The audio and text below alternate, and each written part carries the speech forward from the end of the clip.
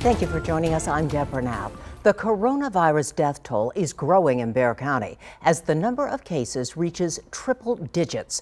Tonight, Metro Health released brand new numbers. 113 cases are now confirmed in Bexar County.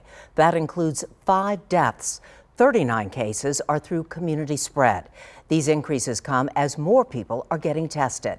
Some San Antonio businesses are breaking the rules and not following the stay home, work safe orders, which are in effect right now. Leaders say those who disobey should pay. Eyewitness News reporter Henry Ramos begins our team coverage tonight. The stay home, work safe order is in full swing in San Antonio and Bexar County. But for some reason, not everyone is following the rules.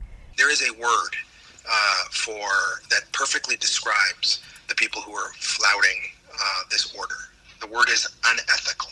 It is obscenely unethical to put your neighbors and your employees at risk. District 8 City Councilman Manny Pelaez is receiving several complaints from employees calling out their own workplaces. We're hearing it quite a bit from employees of call centers. One comes from a direct contact with my daughter. District 2 Councilwoman Jada Andrew Sullivan's daughter works at a call center. And Mom, there's no sanitizers, there's no hand wipes.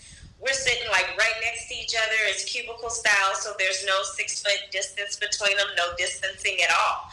The stay home, work safe order requires social distancing at workplaces who are still allowed to operate.